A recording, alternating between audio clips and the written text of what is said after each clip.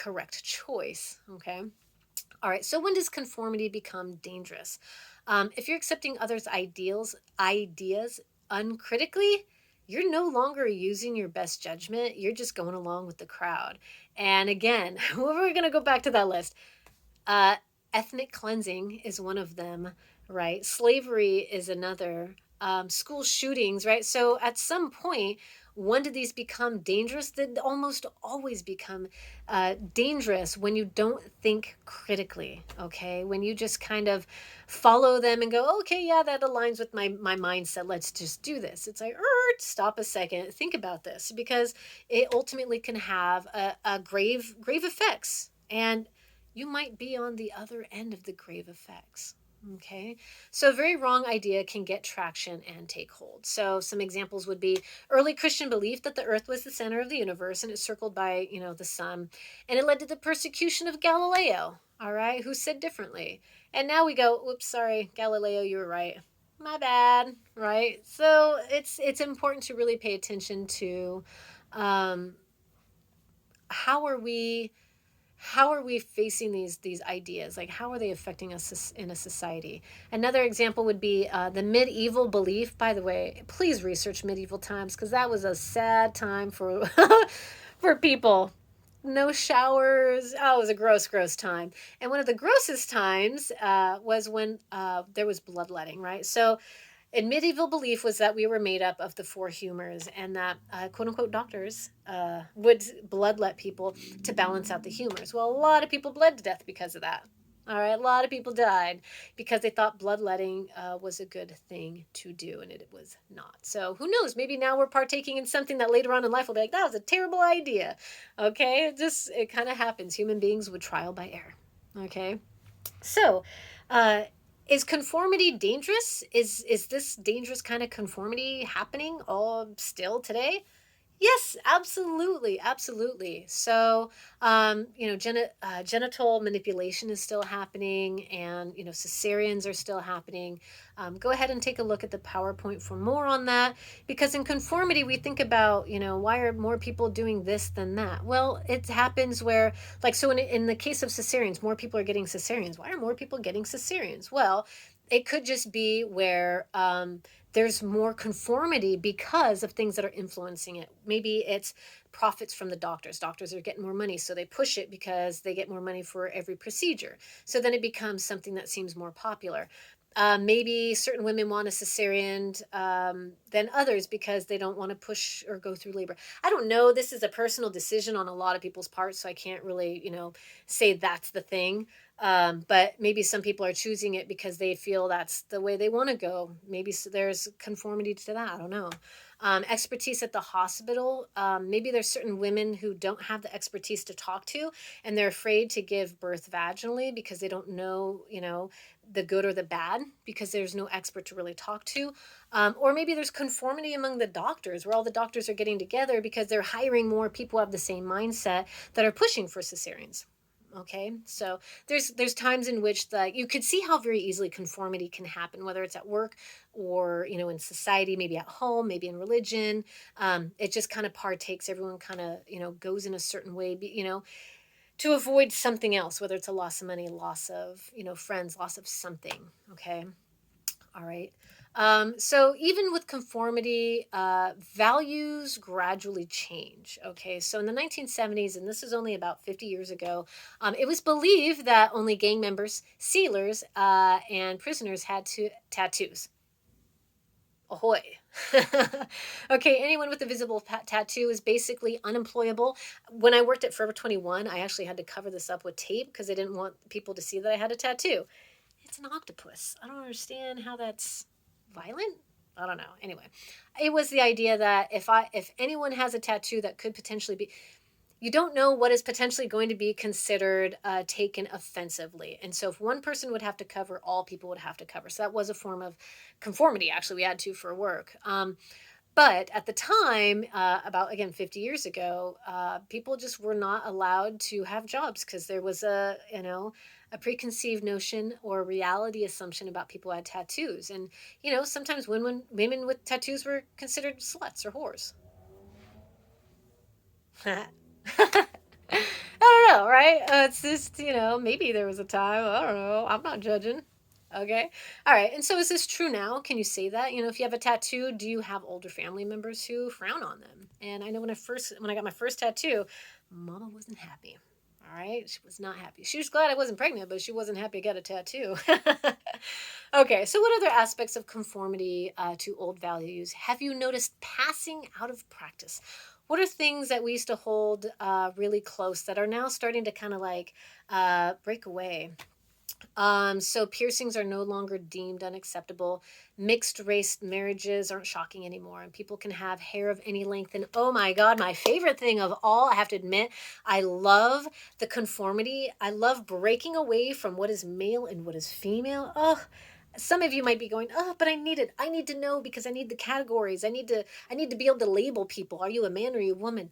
Man, I love that a man can wear, heels and nails and hair, and women can dress as men. I love the freedom to be whatever kind of feeling you want to feel as a human, and to break away from the conformity of that, to me, is awesome. And some of you might argue me and hate it, but when you really think about the freedom that we're allowing to be able to just feel, maybe I want to wear heels today, maybe I want to wear, a flannel shirt, I don't know, whatever you could think of, something that would break away from conformity. And for me, I just love it. I love that freedom, and I think it's beautiful that you can just, dress and do and be the way that, as long as it's not, uh being a face of hate, if, as long as it's bringing out love and true to you, to who you are, man, go for it. Love it. Absolutely love it.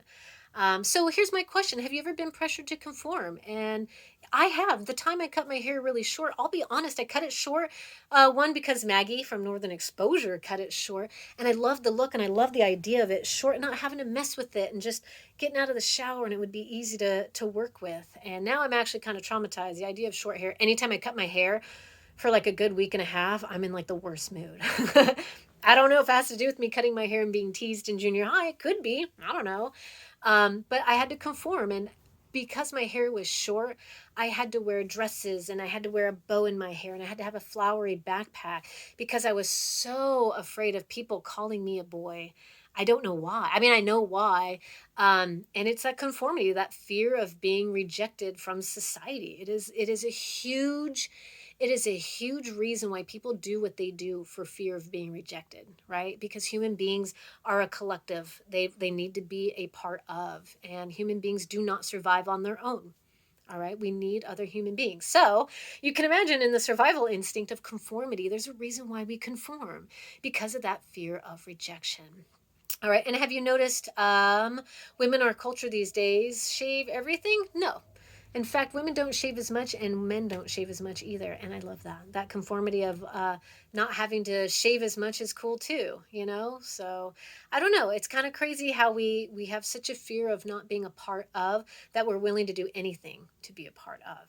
And I believe now that humans are starting to kind of go, I actually don't care if I'm a part of. And I know this sounds weird. I'm wondering if Napoleon Dynamite also had a big influence on that. Because I remember after watching that, there's a new change in mindset about how people felt about being accepted. All right. Okay, so let's go to groupthink, which is a noun. Don't put group thinking. It is not a verb. It's groupthink. Okay. All right. So a groupthink is an aspect of conformity. It's a part of conformity, and its tendency to rigidly adhere to beliefs of a group without question. So groupthink, again, it's a part of conformity, where we join a group, we don't even ask why. Okay, religions do this all the time. When you're born into a religion, especially, it's really hard. Again, it's really hard to deny religion. It really, really is. And even me, I feel bad. I don't want to ever deny anyone their religion at all. That is not my place. You get to believe and do as you wish. That is the beauty of being in a free country. But at the same time, it's kind of scary, because sometimes with groupthink, it creates a certain mindset that can have a potential harm. So women must support their husbands in all ways. We believe that Earth is this many years old. The problem with that type of groupthink is then it gets in the way again of critical thinking, of going beyond and understanding the truth of what is really out there, or maybe starting to understand more truth as we move forward. Cults do this all the time, white supremacists, political parties do this all the time, obviously. Condoleezza Rice, she was actually the Secretary of State with George W. Bush. And during that era, if you didn't believe if you were not conforming, if you weren't going with the group think, as George W. Bush, you weren't allowed in the room, so you weren't being given the information, even though she's the Secretary of State. So she had to go along with this so that she could go, I have to say yes because I need to know what's going on. And a lot of people did the same thing with Trump. A lot of people, whatever he said, okay, I'll yes, yes, sir, because they needed to be a part of what was going on. Otherwise, you're fired. And so that's not good. This is when things go wrong because people aren't thinking for themselves. They're just going out of fear. Okay. So Wall Street money managers did this, and it led to the housing crisis in 2016 to 2018. So everyone was in denial that the home prices and the mortgage bundling couldn't continue to rise, right? And so this led to a mini recession in the US. All right. I'm sorry, 2008, and then we've had others. Anyway, so this even happens in a classroom, absolutely, where there's a group think where everyone might go along with like the teacher or a dominant student. And sometimes there's that one dominant student that unfortunately kind of takes away from the rest of the class, and everyone's so afraid of, they just go with that group think mindset of that student because they're afraid of either going against it or something. I don't know. It's really weird. It's hard to explain. When I see groupthink happen, it happens all the time. So for me, we have to ask ourselves, how can we avoid groupthink? How can we avoid this? And as a teacher, I break people apart and we do different groups so everyone can have their own individual groups, come up with a consensus on something. Okay. Maybe in the workplace, you might bring in outside experts to kind of make their point about the ways in which things are done. I know retail tries to do this a lot and then it falls apart and then it goes back to doing exactly what it was. So I don't know. Sometimes they try and bring in extra people outside that might help you change what are normal or accepted beliefs on the way in which you might do something at work. And to be honest with you, to avoid group work, leaders, some of the best leaders are going to step back and they facilitate. They just kind of watch and they facilitate, and rather than making everyone follow their own opinion. And that's a really important thing. Again, some of the best leaders aren't the ones saying do as I say. They go, all right, let's kind of step back and see what everyone's saying and kind of work with it that way. So that's just something that I've seen in my experience. So consider alternatives before deciding on one or the other. Always think of all the alternatives before you make that final decision, because we don't know. There's so much information. We're still learning. I'm telling you, read up on the medieval times. The plague was a thing. And so people wouldn't take a shower because they were afraid that the water was giving them the plague.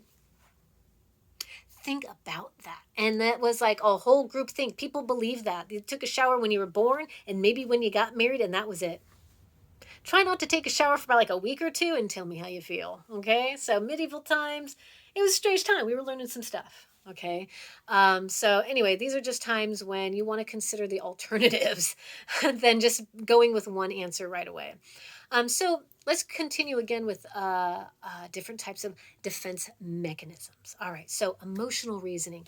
A lot of times we will say that where our feelings are, that's the proof that why we're analyzing it correctly. Like, I feel this way, so I'm right. Unfortunately, that's not always the case because our minds deceive us and how we feel is not always true. You can walk into a room and be like, oh my God, everybody hates me. And so you have an emotional reasoning for the way you're acting towards other people because you have an assumption, because of your feelings, that everybody hates you. And that's absolutely probably not the case. Most likely people don't even recognize that you're there, right? Like it's a emotional reasoning is probably one of the worst ways of having a defense mechanism. Like, again, people will act a certain way because of an emotional way in which they feel. Okay. All right. So emotional reasoning of why they might have a defense mechanism. So they walk into the party and they're just like being a bitch to everyone. And they're like, what is her deal? Well, you don't like me, then I don't like you. It's like, where did that come from? Right. So sometimes we just have these emotional reactions that aren't actually true because not always do we feel what is true to be. Okay. Overgeneralizing. Remember, we just finished some fallacies, the hasty generalization fallacy and the post hoc ergo propter hoc fallacies. One is, again, hasty generalizations, which is like stereotyping in a sense, or post hoc ergo propter hoc, where because of a thing, therefore a thing. which is overgeneralizing what something is, what's happening. So again, a defense mechanism is we're overgeneralizing maybe a situation or a person because of a way we're feeling.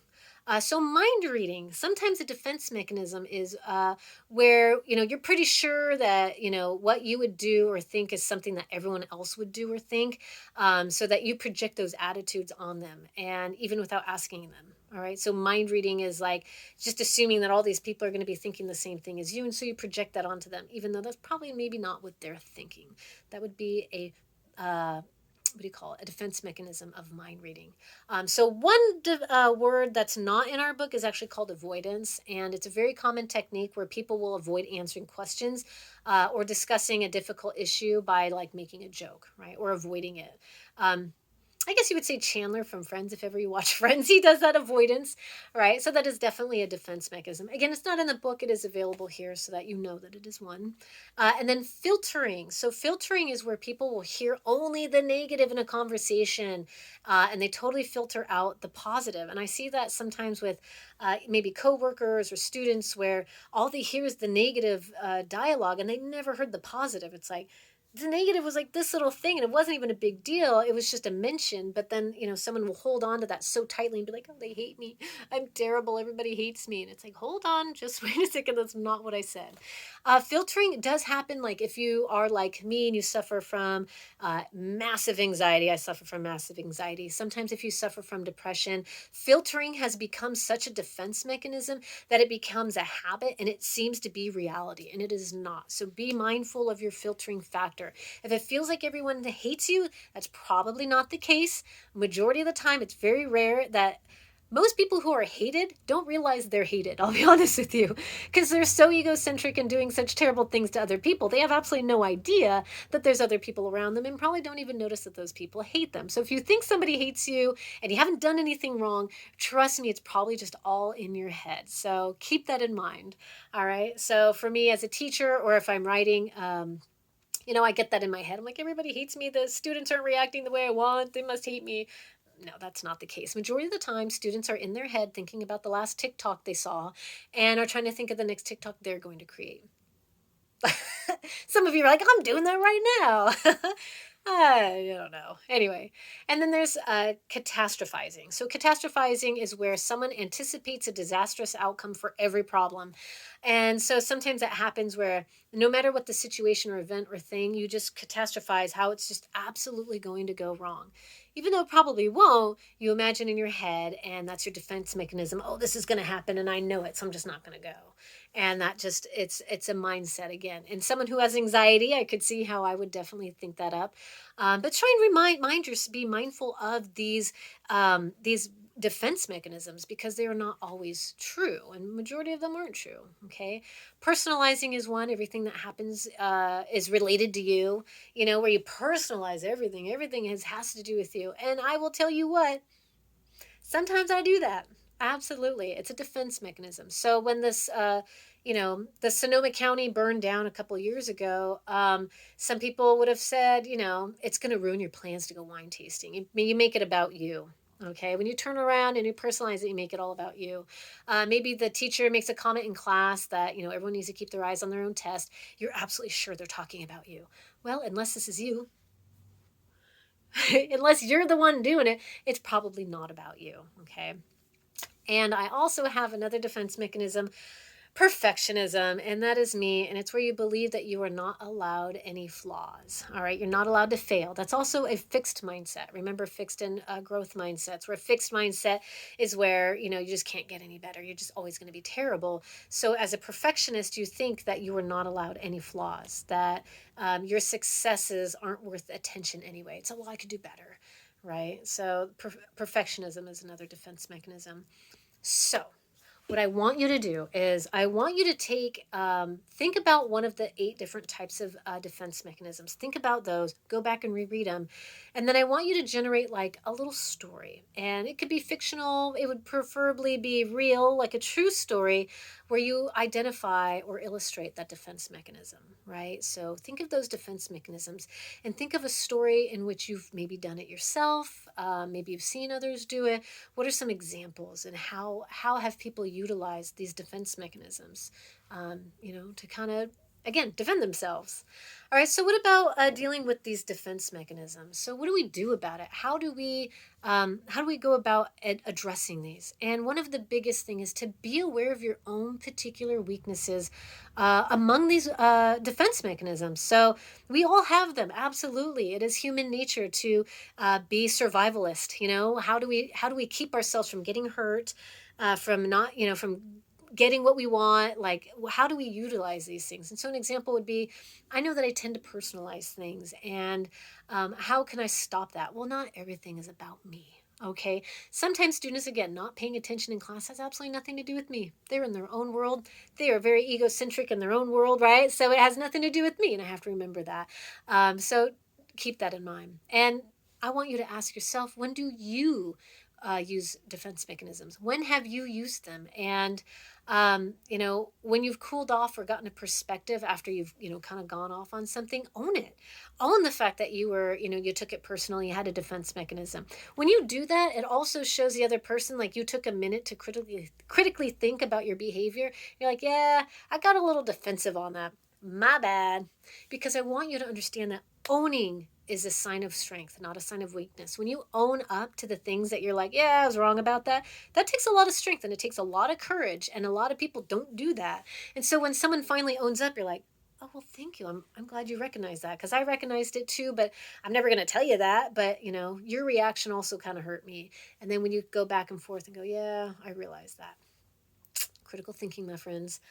So work on the issues that you need, that you respond to with defense mechanisms. So do research ahead of time. So when you know there's an issue that you're sensitive to, research it so you'll know, like, when you have a reaction, what is a logical explanation for why you do the way you do. Think about a logical response. And maybe you need to accept the fact that you might have to change your views on something, and that's okay too. All right. So maybe you have to stop and go, maybe I need to rethink the way I was thinking about something. All right. So mentally recreate the situation with a different outcome. Okay. So picture yourself using critical thinking rather than that defense mechanism that you go to. Think about a way that you would react to it logically. How are you going to have a different outcome if you didn't react to it with a defense mechanism? Okay.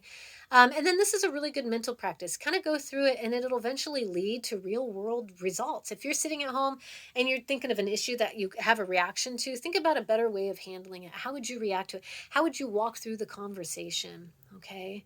And then be aware of in conversations with others when they're using defense mechanisms. Read someone, and when they're having that reaction, kind of feel it out.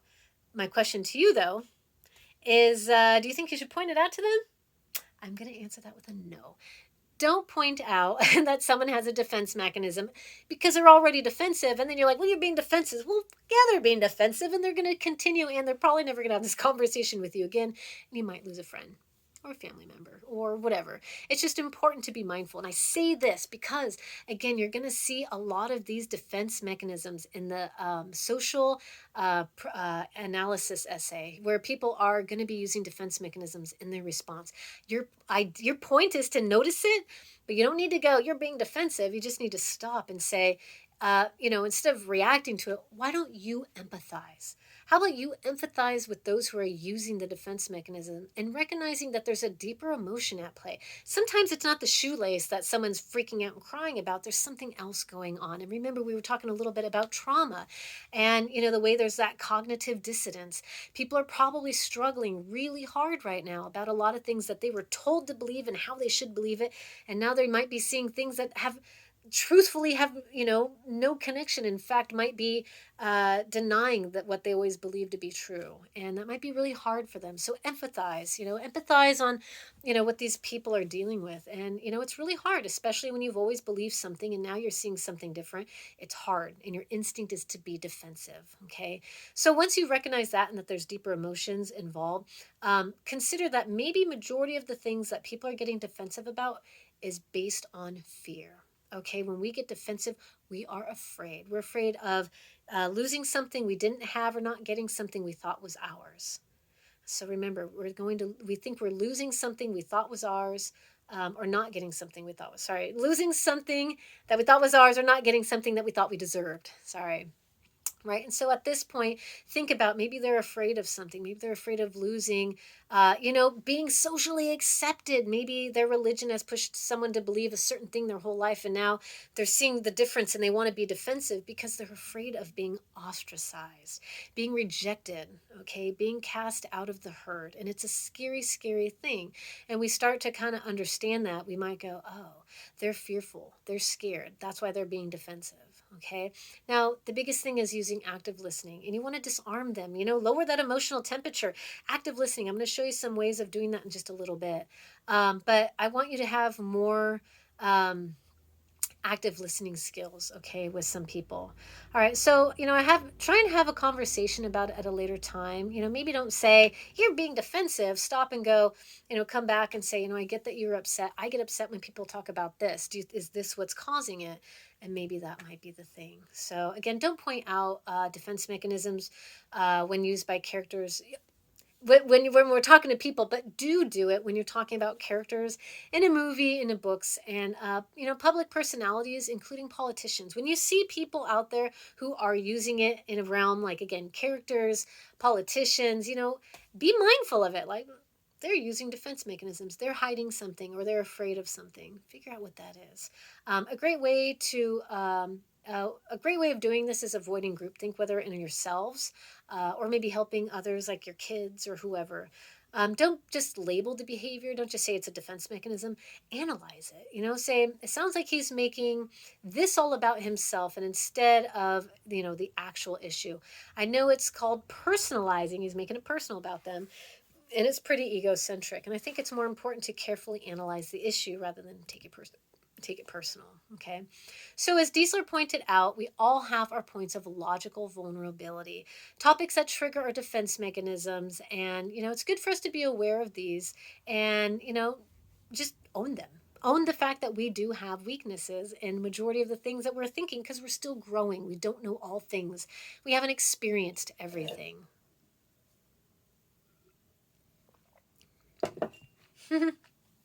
Had to take a drink. Okay.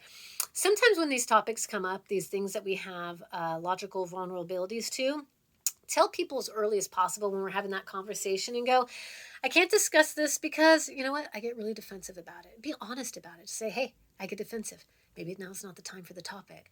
All right. Maybe you haven't done enough research on it to feel comfortable having it because again, you're having a emotional reaction to it.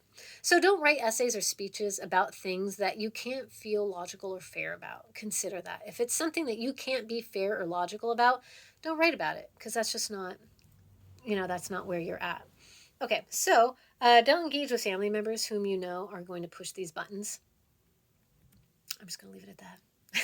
Okay, so some of my logical vulnerabilities are acts or accusations of sexual assault. Absolutely, I do have defense mechanisms on that. I will be mindful of it. Global warming deniers, people who aren't even willing to consider maybe that it's happening, that I find that I have a reaction to that. People maybe looking at their phones during social interactions, like if I'm talking to you and you get on your phone, I might have a defense mechanism to that. And definitely when people are wildly hypocritical. Wildly hypocritical. I want you to listen to me, but I don't want to listen to you. That is when I have a problem. Though, at the same time, I can also argue logically about gun control, abortion, even climate change, but without having a defense mechanism, because I've been doing research and trying to find more answers. And also because I am empathetic and trying to listen to others. So what are your points of logical vulnerability? All right. What are some points that maybe you have gotten stuck on and maybe you get frustrated about? So one is to work with the language and use it as a qualifier. So sometimes people need to check their phones during conversation. If I think of it that way, I'm able to go, okay, if I put a qualifier in there, it maybe gives a little bit more of a reason why somebody might. The discussion of global warming may at times require seeing that there are some parts that may be explained as non-human caused. Maybe there's things that are causing global warming that doesn't have to do with us. And then I can also deal with these issues if I use a qualifier. Okay. So another is to use specifics. So it was right to kick, the Oregon quarterback Jeremiah Masoli off the team because he stole laptops from the frat house. Okay. So if you want to use specifics to describe, why you say or think a thing, that is very helpful. Another way to work with points of logical vulnerability is to take a moment to empathize. Empathize with those who you disagree with. Once you start empathizing, things start to make a little bit more sense. No matter what the argument, you start to go, oh, so one might be, hunting whales is a way of life for some native people in Alaska. So you could say, I empathize with them because that's their way of life. What I don't empathize with are those who are, saying that they're doing quote unquote research when really they're just selling the whales and the fish market to make money, right? Lying versus actually needing it for the sustainability of the culture. Okay. All right. So empathy is the ability to identify with and understand the feelings and perspective of others. Right. So if you have difficulties establishing empathy, you want to practice active listening. Okay. So I'm going to pause this and then I'm going to come back and I'm going to give you more understanding on active listening.